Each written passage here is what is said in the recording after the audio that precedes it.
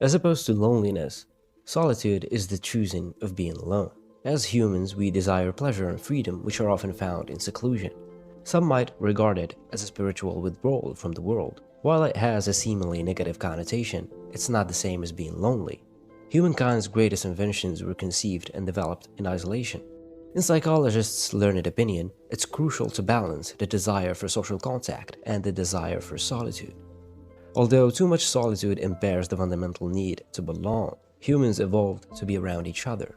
Long ago, we hunted in small groups. Social cohesion prompted survivorship against predators. Being alone back then simply wasn't an option. Solitude can easily turn into loneliness, and there is a subtle distinction between the pair.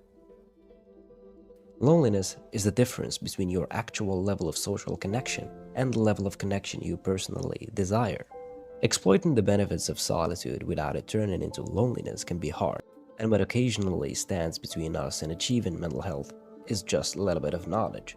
If we are familiar with the pros and cons, then it shouldn't be difficult for us to untangle the knot.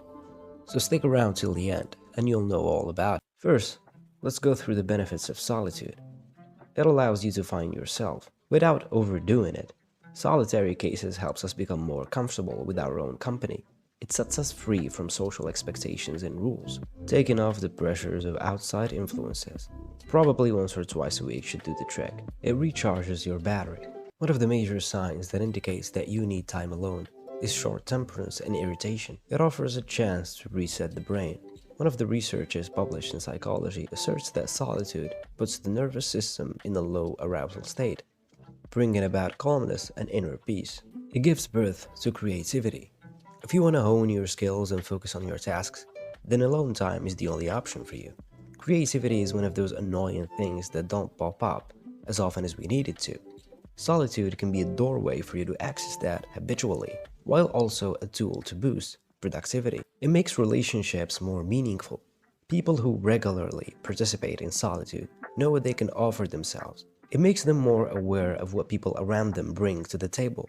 Solitude makes us understand the crucialness of family and appreciate the beauty of friendship. It also helps us identify what we need and want from these relationships and to also lay down the proper boundaries. Time spent alone decreases anxiety and depressive thoughts. Though remember, solitude is distinct from loneliness, and the latter is associated with a higher risk of depression.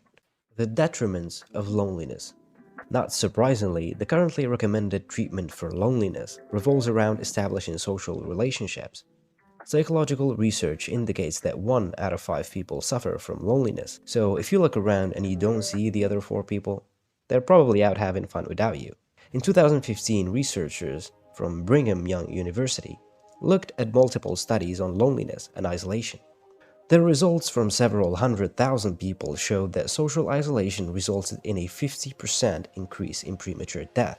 A piece of information for those of you who want to live long lives. The several 100,000 experimentees uttered almost the exact same words: left out, unheard, unwanted, unseen, unloved, empty. The reason behind their unavoidable premature death was attributable to the raised levels of stress hormones and blood pressure caused by loneliness. It undermines the regulation of the circulatory system so that the muscles work harder and the blood vessels are subject to damage by blood flow turbulence, which is really bad and something to dearly escape, but you'll have to recognize the symptoms first. You are getting irritated by small things you usually would brush off. You're tired or fatigued even when you get enough sleep. You are feeling overwhelmed and having trouble concentrating. You are regretting plans that you made that you normally would look forward to. Lacking motivation, losing weight and appetite, feeling worthless or hopeless or thinking about suicide, drinking a lot of alcohol and misusing medicines or taking drugs. The previously mentioned recommended treatments are as follows. Connect with family and friends. When you're feeling lonely, reach out to a family member, workmate or neighbor. It can help you feel better, and it's likely that they will appreciate a call. Spend time with animals. Pets can improve your physical and mental health. Cats in particular release positive energy and provide companionship. Step outside and be active. Go shopping, exercise, take a walk. It's simple, but it can immensely prevent depression. Connect with your community online or in person. You might like to join a club, organization, or online community. It will deliver many opportunities. This will help you create and maintain meaningful friendships. The outcome is, while alone time has many physical, emotional, and spiritual benefits, spending too much time alone can damage the mind and body.